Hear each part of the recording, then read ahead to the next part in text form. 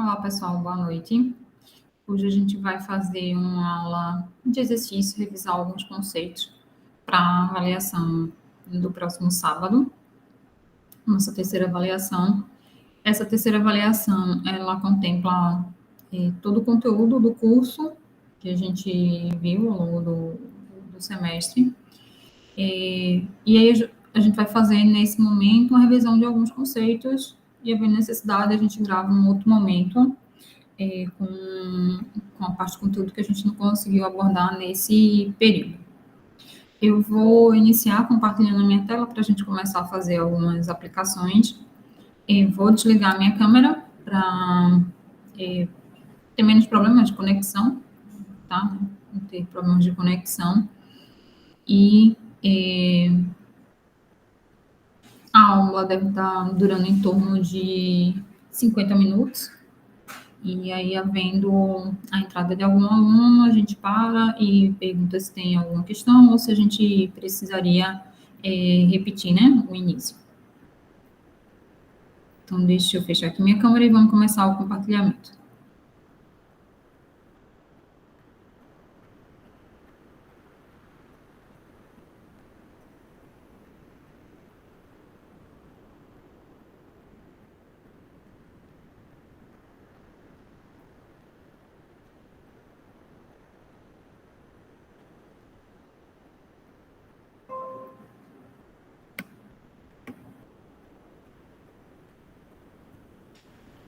Dentre as questões que a gente vai abordar nessa aula de revisão de exercício, tem algumas questões envolvendo regressão linear simples. Tá? Quando é que a gente tem uma regressão linear simples? Quando a gente tem uma relação linear entre duas variáveis, né? Uma variável dependente e uma variável dependente. Quando a gente passa a ter regressão linear múltipla, o que vai acontecer, a gente vai ter no modelo mais variáveis independentes. Para compor o modelo, a gente vai ter a possibilidade de inserir mais variáveis. Então, a gente inicia a revisão observando alguns exercícios de regressão linear simples, fazendo interpretação do que significa, né, alguns parâmetros da regressão e olhando algumas medidas importantes quando a gente pensa em regressão simples. Então, vamos observar esse primeiro exemplo aqui, onde ele apresenta uma relação, uma regressão linear simples entre o salário anual, dado em milhares de dólares, e o ROI, que é o retorno médio sobre o patrimônio. Então, quando a gente tiver um valor de Y, né, que está a informação do salário anual de 856,3, isso equivale à informação de que o salário anual é de 856.300 dólares, né, já que está em unidades de milhar. E um ROI igual a 10, ele vai significar para a gente um retorno médio sobre o patrimônio de 10%. O ROI está em percentual. Né? E o que esse coeficiente que a gente tem aqui na nossa regressão? A regressão, ela está dando o salário, que é o Y. Minha variável Y está aqui. É um beta 1, um coeficiente, né, independente, mais beta 2 vezes o ROI. Esse aqui seria equivalente a uma variável X para mim, mais um termo de erro. Então, com esse formato, o que esse beta 2 vai trazer de informação para a gente? Ele vai medir a variação do salário anual, quando o ROI ele varia em 1%. Então, eu faço variações de uma unidade, respeitando a unidade, né, da variável, e isso traz um impacto na variável correspondente de Y. Então, aqui, o ROI está sendo dado em percentual. Então, se a gente faz variação de 1% aqui, isso vai trazer um impacto no salário dessa ordem de beta 2. Quando a gente observa essa regressão, esse modelo aqui de regressão, eu tenho aqui que o salário previsto, ele é 963,191 mais 18,501 vezes o ROI, Isso seria equivalente, de uma maneira genérica, a essa regressão linear simples. O y previsto vai ser um beta 1 chapéu, mais beta 2 chapéu, vezes um xi. Então, a gente tem somente uma variável independente e a gente pode fazer algumas observações aqui. Então, se o ROI ele é igual a zero, ou seja, se eu tenho um xi igual a zero, que informação eu tenho? Eu tenho que o meu salário ele vai ser igual a 963,191 milhares de dólares. Por quê? Porque aqui a gente está considerando, né, o x igual a zero. Isso traz qual seria o salário previsto. Quando a gente não tem nenhum valor aqui para o ROI, a gente assume um ROI igual a zero. Se a gente tiver um aumento agora de 1% no ROI, o que a gente vai poder falar sobre esse aumento? Então, estou dando uma variação no ROI e quero observar qual é o impacto que isso traz para a gente na outra variável, que é o salário. Então, quando a gente faz variação de uma unidade do ROI, nesse caso, a unidade é em percentual, quando eu faço essa variação de 1% no ROI, isso vai trazer para mim um aumento no ganho de 18,501. É o valor do beta 2, tá? Então, se o ROI aumenta 1%, salário aumenta em 18,501. Essa seria a informação que a gente pode trazer, né, com relação a essa variação que a gente tem em uma das variáveis e o impacto que isso traz de variação na outra variável. Então, lembrando que é 18,501, lembrando da unidade do problema, milhar, tá? Então, 18,501 milhares de dólares é o aumento que a gente vai ter no salário. Aqui só anotar que está em variação de milhar.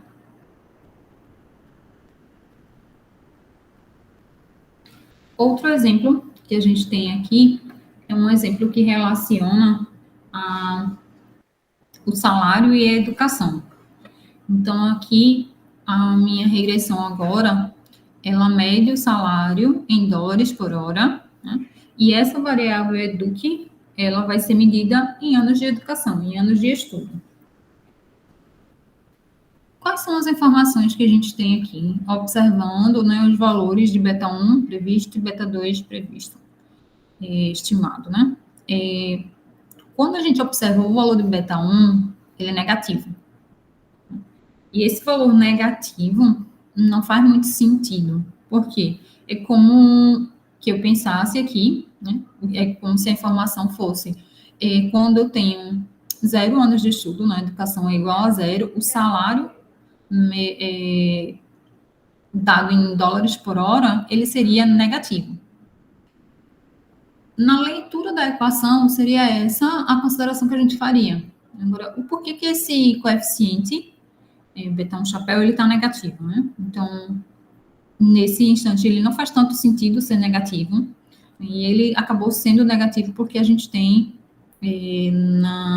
provavelmente a gente tem na amostra poucas informações que têm essa característica de ter um salário muito baixo. Então, a gente pode inferir que a regressão que está sendo apresentada aqui, ela não é muito boa para prever quando a gente tem baixos anos de estudos. Então, a gente tem poucas observações em que a gente tem essa característica de pessoas com nível educacional igual a zero, né? Com 0 anos de estudo. Então, essa previsão, esse modelo de previsão, né, pela reta de regressão, só vai ser te trazer informações melhores à medida que a gente tem, né, níveis educacionais maiores, né? Então, esse beta 1 chapéu igual a menos 0,9 não tem muito significado inicialmente, não tem significado válido, né? Ficando válido. Modelo mais adequado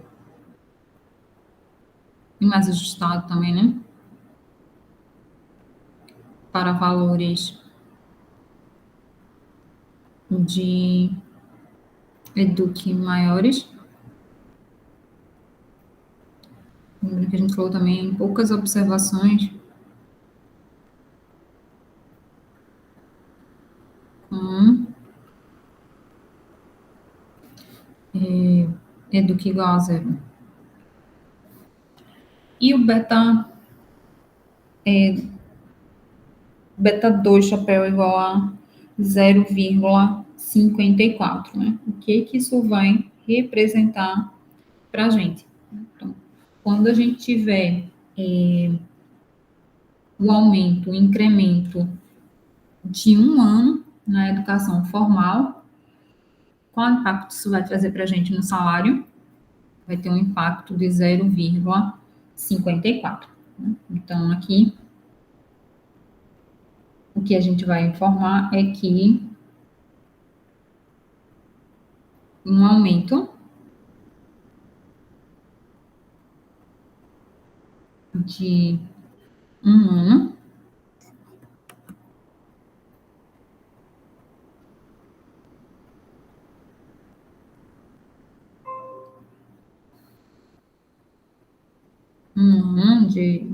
nessa variável, né, de um ano de estudos, já aumento de uma unidade no X, trará ou provocará um aumento de 0,54 em Y.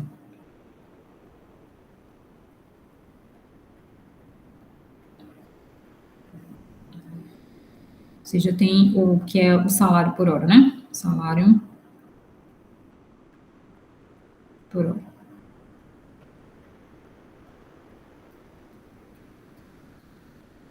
Então, esse coeficiente, né, de beta 2, ele mostra, né, esse impacto de variação na variável y quando a gente faz variação de uma unidade na variável x correspondente. Então, observe que nesses exemplos aqui iniciais, a gente sempre está tratando com variáveis, né, lineares. Então, a gente tem variação em uma das variáveis, a gente conseguindo observar diretamente através do coeficiente beta qual o impacto que traz na outra variável. Quando a gente tem essa terceira, né, regressão simples, a gente faz a interpretação de maneira semelhante, tá? O beta 2, o que ele vai representar? Esse coeficiente beta 2 é o impacto que a gente tem, a variação que a gente tem quando a gente faz variação de uma unidade nessa variável x. Então, aqui nesse problema 3, a gente tem dois candidatos, A e B, e a gente está observando de maneira mais específica o candidato A. Então, para o candidato A, a gente tem duas variáveis aqui apresentadas nessa regressão. Voto A, que é a porcentagem de votos em A, e parte A, que é a porcentagem das despesas totais da campanha do candidato A. Então, a gente encontrou o modelo de regressão dado por essa expressão aqui, e o que esse coeficiente beta 2 vai estar trazendo para a gente. O que beta 2 igual a 0,464 vai trazer de informação para a gente?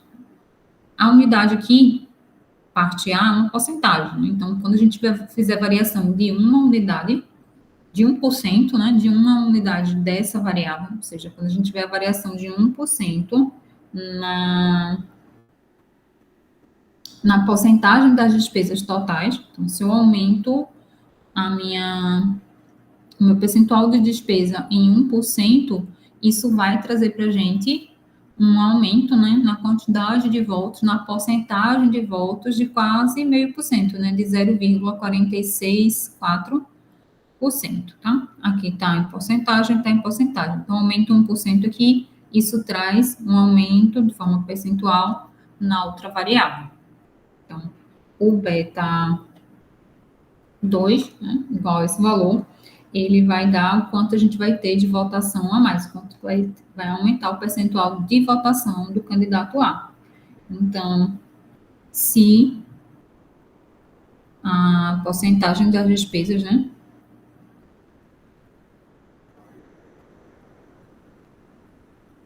das despesas aumenta em 1%,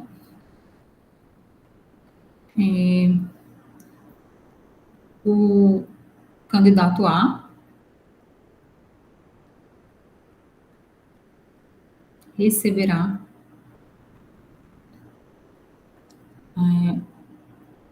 0,464, ou aproximadamente 0,5%, né, na sua votação. Em sua votação. O percentual de votos dele vai aumentar.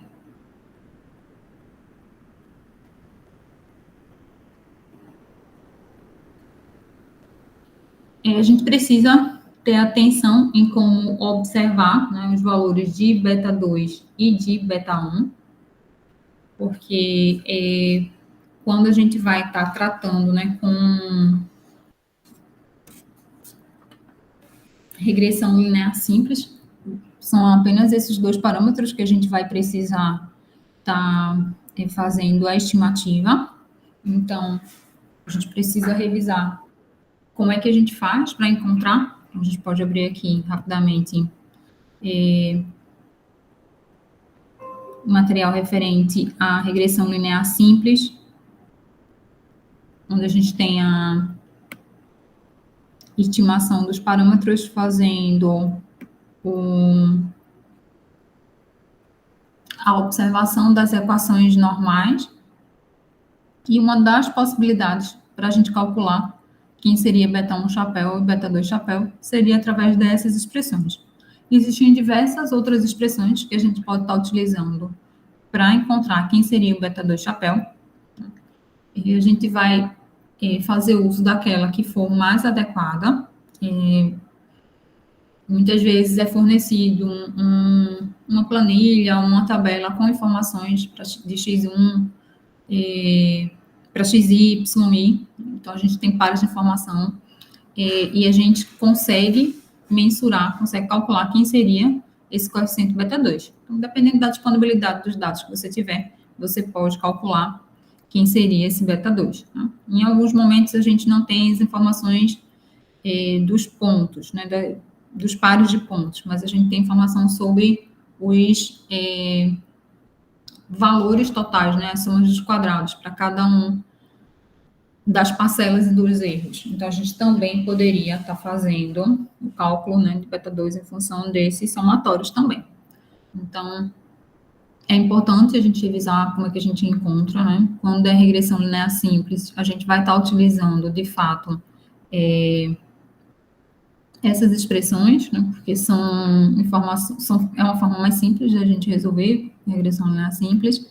Quando a gente for tratar de regressão linear múltipla, o ideal é que a gente passe a fazer as estimações utilizando a notação matricial, que a gente acaba conseguindo ter um ganho, né, no cálculo dos coeficientes.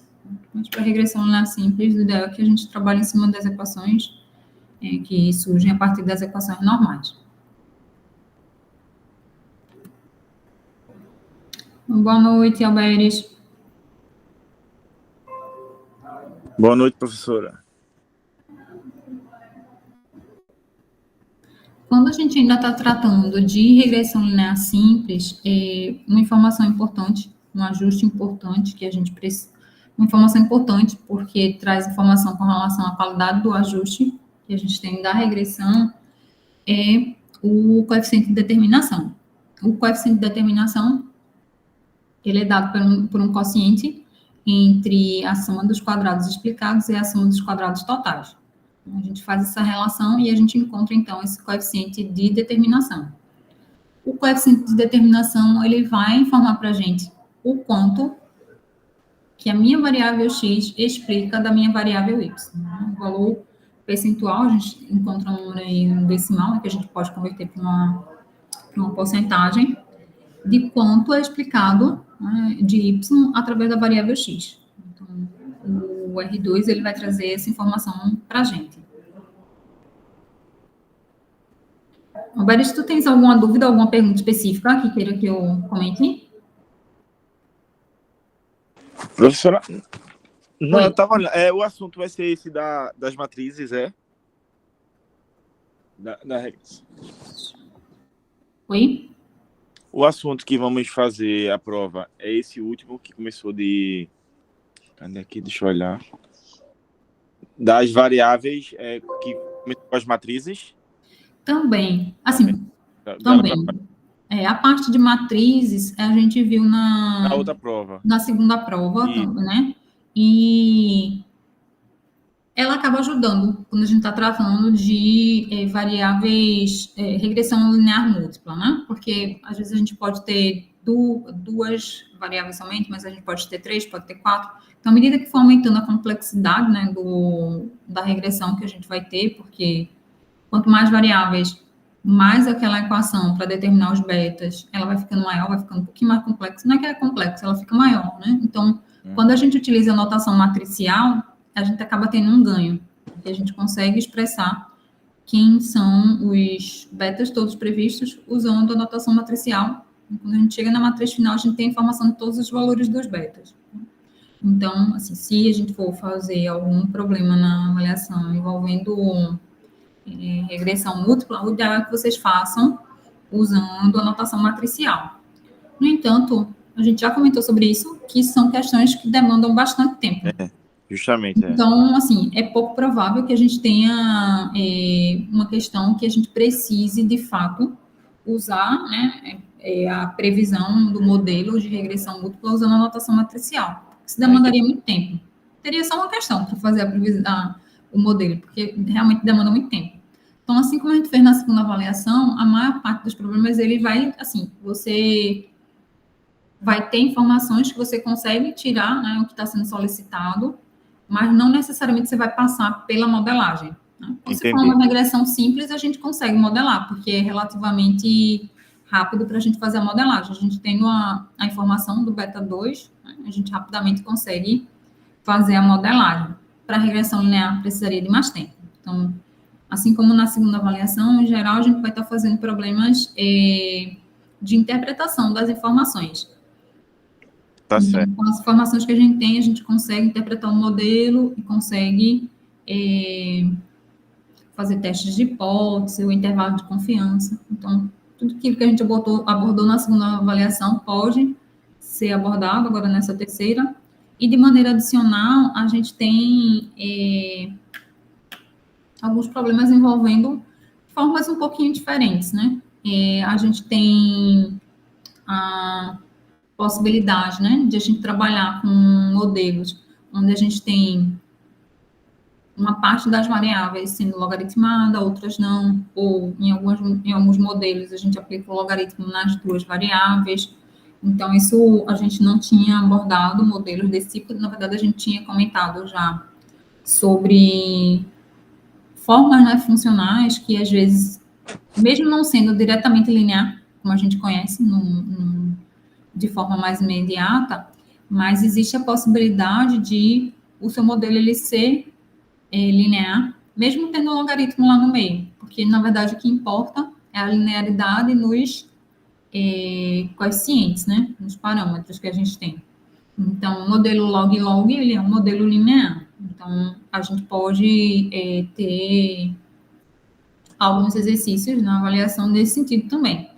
A gente teve uma das aulas foi sobre isso, sobre forma funcional, qual o impacto que, se eu fizer essa interpretação que a gente estava fazendo agora para os problemas iniciais de regressão. Se eu faço uma variação em x2, qual o impacto isso traz em y? Se for uma forma diferente, né, da que a gente normalmente trabalha, que é a linear, que a gente chama nível, a gente pode ter interpretação de variações diferentes, né? Então, se tem logaritmo, a variação, ela na verdade não é unitária, né? Então, ela é muito mais na parte percentual. E se a gente tem, por exemplo, logaritmo dos dois, também a gente vai interpretar de uma forma diferente. Então, a aula que a gente teve de forma funcional, ela foi para chamar a atenção nesse sentido, tá? Então, Tá tem certo. alguns livros que eles já começam a misturar na parte de interpretação modelos desse tipo. Acho que eu trouxe alguns aqui para comentar com vocês como é que seria. Mas aí, para a gente fazer isso, bom a gente dar uma olhada rápida como é que funciona, né? O modelo log-log, o modelo lean-log ou o modelo log-lean. São essas possibilidades. Eu tenho um logaritmo só de um lado, do outro tá linear. Ou então, tenho um logaritmo só no y, no outro lado está linear. Ou então, eu tenho a configuração que eu tenho logaritmo dos dois lados. Né? Então, isso vai mudar um pouquinho a interpretação, né? Se eu fizer uma variação em x, qual é o impacto que isso traz para o y? Tá? Acho que eu trouxe um exemplo aqui para a gente comentar sobre essas questões. Deixa eu só localizar, acho que ele vinha aqui na sequência. Então, seria isso para a parte de que a gente viu após a segunda avaliação. Então, após a segunda avaliação, a gente viu essa parte de modelos de formas diferentes, formas funcionais diferentes. E aí a gente também viu alguns modelos envolvendo variáveis dummies, variáveis qualitativas. Né? Então, qual o impacto que isso traz na regressão? A gente comentou que isso, a forma da gente fazer a previsão, né, dos coeficientes é semelhante, a gente continua usando o método dos mínimos quadrados ordinários. O que vai mudar um pouco é qual a informação que a gente tem ali, né? Então, variáveis dummies é algo que a gente também pode explorar, né? A interpretação de modelos envolvendo variáveis dummies. E, por fim, a gente terminou a parte de algumas violações importantes nas características que a gente assumia, né, inicialmente, para fazer o modelo de regressão linear simples e múltipla, né, por método dos mínimos quadrados ordinários. Então, a gente fez algumas violações às suposições que a gente fazia antes. Então, com essas violações, né, aí, na verdade, vem um mundo de considerações. O que a gente viu no curso acabou sendo algumas pequenas pontuações com relação a isso, porque realmente a gente precisaria de um tempo bem maior para poder explorar mais essas violações, porque tem uma série de testes que são apropriados, mas aí a gente não vai entrar nessa parte, porque a gente não teria tempo hábil para explorar realmente com mais atenção. Então, só pontuei algumas violações que são importantes, algumas coisas que, com o que a gente aprendeu até agora, a gente conseguiria observar também. Então, essa parte que a gente viu após a segunda avaliação, a gente também vai explorar nessa terceira prova. E tem uma mudança também, né? O professor Daniel falou que agora o horário da avaliação vai ser um pouquinho diferente. Não sei se vocês também... Meio-dia, né? 8 da noite. Isso. Mudou um pouquinho o horário. É a mesmo tempo total, né, que vocês têm acesso ao material das avaliações, mas aí deslocou um pouquinho, né? Começa um pouco mais tarde, acaba um pouco mais tarde também, né? Isso. Ele mandou mensagem. Mandou, né, para vocês. Pronto, Mandou. ótimo.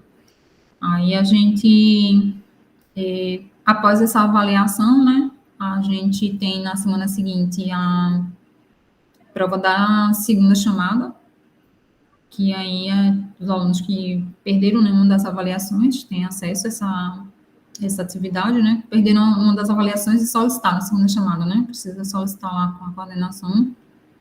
E aí, na sequência, depois da prova de sábado, acho que 15 dias para frente é que fica a data do final, né? Entendi. Então, a gente vai ter esse sábado agora, a terceira avaliação. Na semana seguinte, seria só a segunda chamada. E na outra aula, né, no outro sábado, é que a gente último tem sábado do mês. Isso, a gente tem a avaliação final. Vocês conseguem observar já o CIGA? Todo mundo tem acesso da turma de vocês? Tem sim. Tem, né? Pronto. Lá, não sei como é para o perfil de aluno, né? Mas eu, pelo menos, como fiz o cadastro, eu já informei, assim, a ponderação das notas. Aí lá vocês conseguem acompanhar a indicação dos pesos também nas provas? Consegue. Consegue, né? Pronto, Consegue. ótimo. Deixa eu ver o meu aqui. Aqui no Siga. O SIGA, a gente nem está conseguindo mais alimentar e está tudo agora no SIGA. Assim, mas consegue, sim. Eu consegui olhar. Conseguiu, né? Ótimo. E também no AVA também mostra. Mas só que no AVA mostra sem os pesos. Entendi. Aí a gente, assim, tem que ter só atenção que a nota que está lá, no fim, ela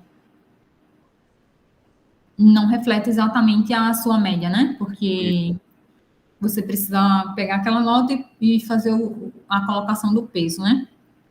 É. Aí no SIG eu não sei como ele mostra para vocês, mas no SIG a gente já informa os pesos. Quando ele for calcular a média, ele leva em consideração os pesos. Aí vocês podem fazer isso também para calcular a média, né? Só lembrar que a nota que sai lá no AVA tá sem o peso, Isso que né? vale, é peso 2 e 2, né? Isso. Pega aquela nota, multiplica pelo peso, vai Uhum. somando com a outra, multiplica pelo peso, e a terceira e multiplica pelo peso e divide pela soma dos pesos. Isso. Aí tem a média que vai ser calculada pelo CIGA também. Pronto. Aí vou comentar mais alguns exercícios aqui dessa parte de interpretação dos coeficientes, né, mostrando alguns modelos diferentes também, Alberes. E se você tiver alguma dúvida, você pergunta, certo? Você quer alguma coisa assim mais específica que eu comente? Não, professora. Vou ficar só acompanhando o resumo. Pronto, joia. E quando a gente fechar aqui o horário, eu não vou conseguir estender muito, porque hoje eu já dei uma aula. Também tem aula de 8h30. Da tarde. Aula de 8h30. Porque eu Aí só a vi isso aí gente... meio agora há pouco. Uhum. Aí quando amanhã eu vou tentar colocar algum material adicional para complementar, né, o que a gente não conseguir abordar, eu vou fazer uma chamada de atenção para vocês e coloco no aula. Já é? Tá certo, combinado. Daqui a pouco a gente tem outra aula também. Pronto, joia. Vocês começam de 8h30 outra aula, é? Isso, de contabilidade. Então, vou só voltar a compartilhar a tela aqui para comentar rapidamente e o restante eu coloco no material no aula. Pronto, tá certo, professor. Obrigado. Ah, por nada. Deixa eu compartilhar aqui.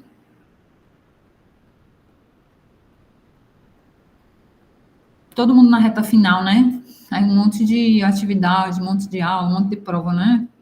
Isso. Deixa eu abrir aqui. Pronto. Então, vê só. Aqui, a gente estava comentando sobre o RI2, né, o coeficiente de determinação, que ele vai trazer essa informação da qualidade do ajuste. Essa aqui seria uma expressão para a gente poder calcular o R2. Tá? A gente ainda está em regressão linear. Quando a gente observa, né, uma regressão, um modelo de regressão aqui, e é informado para a gente qual o valor do R2, o que esse R2 vai informar para a gente. Né? Então, esse valor de R2 que está aparecendo aqui, ó, 0,0132, que por sinal é um valor até bem pequeno, o R2, ele vai, um R2 alto, né, ele seria ali próximo de 1, mas esse R2 aí, esse coeficiente de determinação, ele está mostrando para a gente o quanto a variável x, que nesse caso daqui é o meu ROI, né? Seria equivalente ao ROI, e esse aqui é meu y, o quanto a variável x explica de y. Então, cerca de, ó, se a gente mudar aqui para percentual, vai ser 1,32% da variação de y, ou seja, do salário. Deixa eu colocar aqui salário.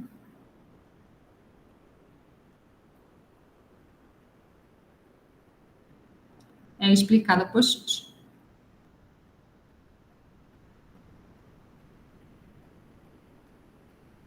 Que é o ROI. Então, esse modelo não é um modelo muito legal, porque a gente está tendo uma regressão aqui em que a minha variável y, minha variável x só está explicando um ponto, menos de 1,5%, né, do comportamento da minha variável y. Então, o ideal é que a gente tenha um valor maior do R2, para a gente, de fato, ter uma regressão em que a minha variável independente consegue explicar a minha variável dependente. Então, se a gente seguir aqui, a gente passa a ter agora modelos um pouquinho diferentes. Um modelo envolvendo, de um lado, logaritmo, e do outro lado, somente linear. Então, esse modelo seria o modelo que a gente chama log-lin. Tá? Então, ele é logaritmado no lado do y, e ele não é logaritmado no lado do x. Então, se a gente for pensar na forma funcional, a gente poderia classificar como sendo um modelo log-lin. Então, para esse modelo, a gente tem que ter um pouquinho de atenção na interpretação dos coeficientes, porque a variável y, ela não está linear exatamente igual à minha variável x, tá? Então, a gente tem uma formatação diferente. Então, quando a gente observa esse coeficiente aqui, do x, né? 0,083, o que ele vai trazer de informação para a gente? A variável x que está aqui, que é o EDUC, ela está de maneira linear, não tem logaritmo sendo aplicado aqui. Então, a variação que a gente vai fazer aqui, de fato, é uma variação de uma unidade.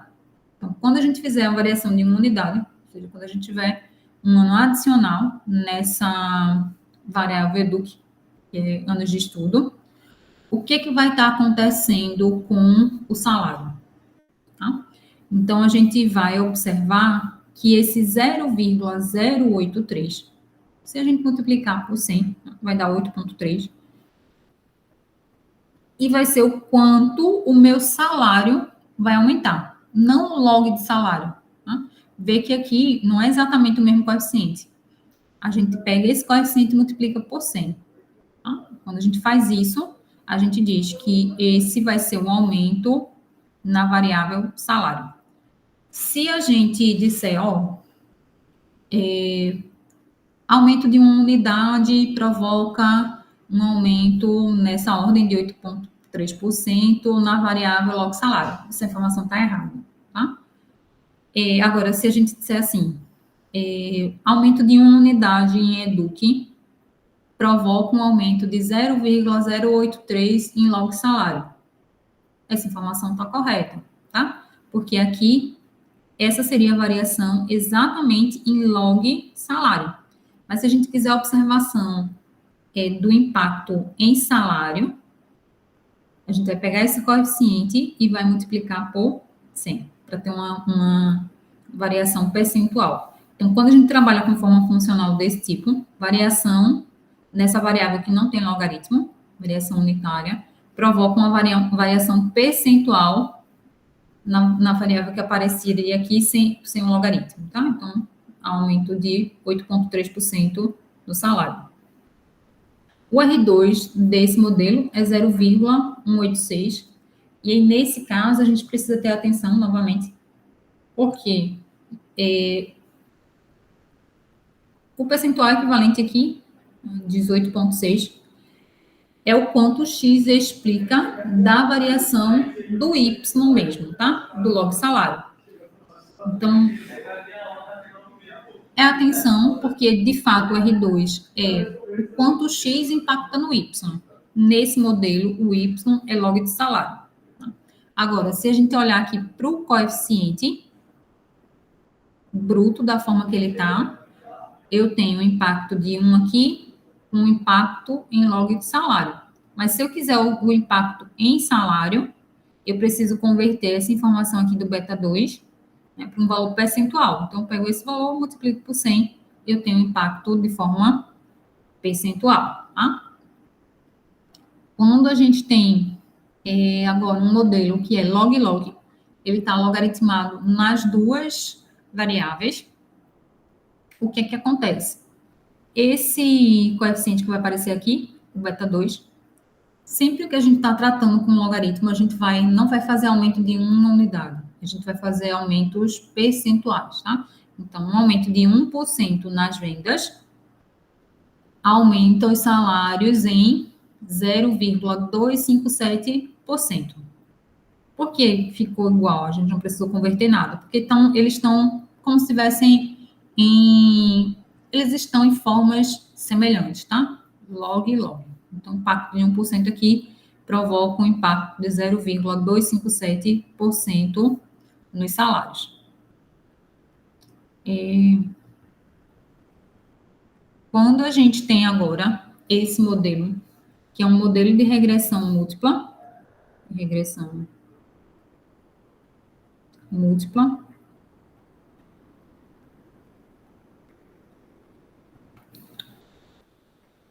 a gente tem aqui a variável EDUC, a variável experiência, a variável permanência, impactando aqui no salário, tá?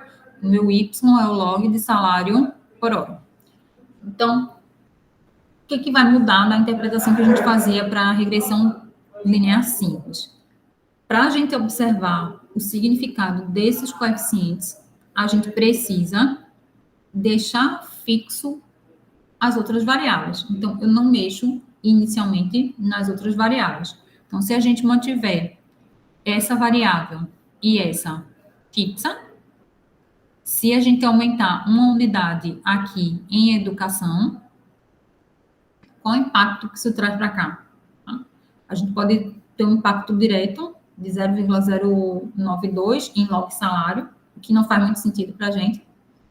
A gente, então, pode traduzir essa informação como, se eu aumentar um ano em educação, isso vai trazer para mim um impacto de 9,2%. Pego esse coeficiente, multiplico por 100, isso vai trazer um impacto na variável que está aqui dentro, na variável salário, tá? Ou se a gente não quiser fazer essa conversão, esse impacto vai ser na variável log salário. Tá?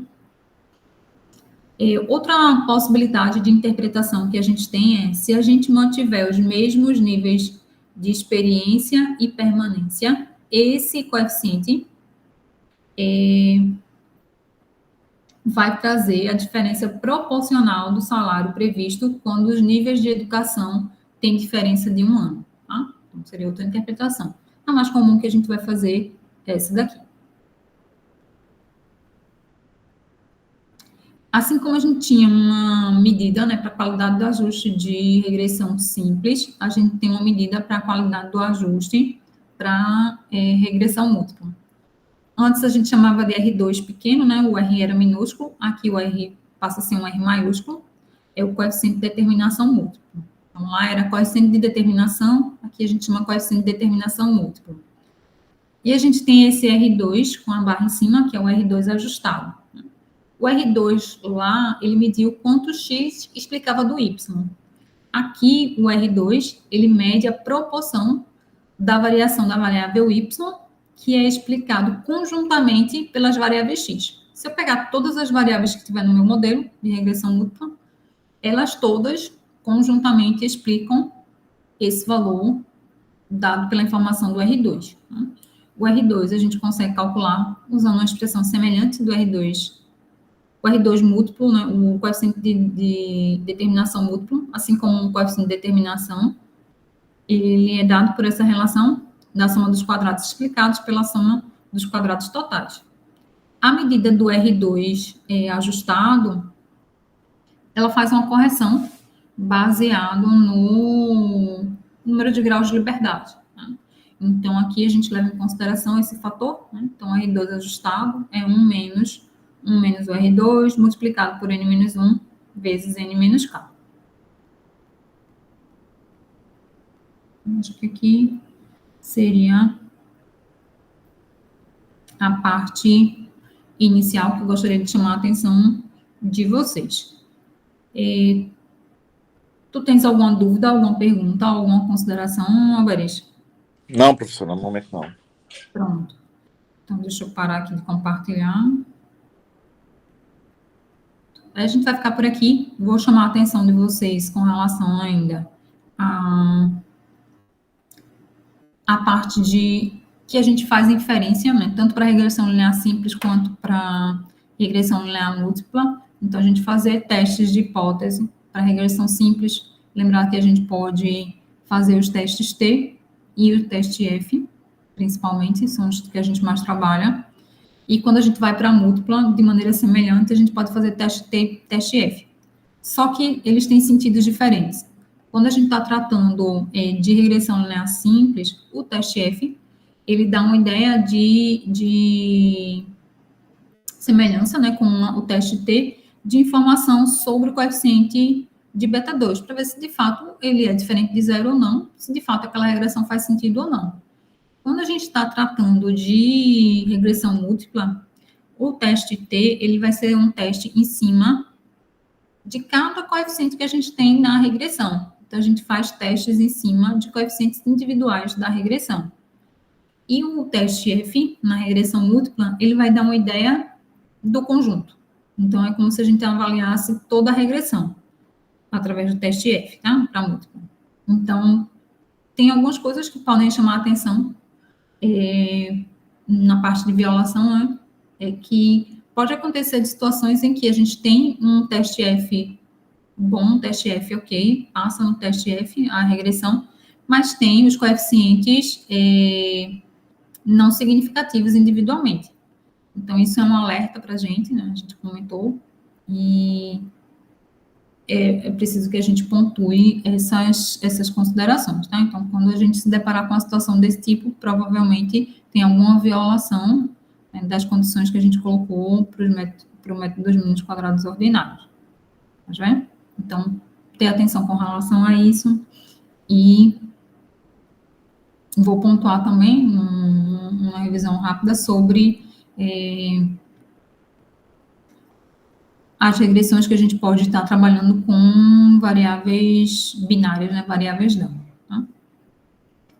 Tá certo, professora. Se não tem mais nenhuma pergunta, vamos ficando por aqui. São quase 8h30 também, para vocês. Isso, professora. Tá, joia? Boa noite, professora. Obrigado. Obrigada, boa noite. Boa noite. Tchau. Tchau.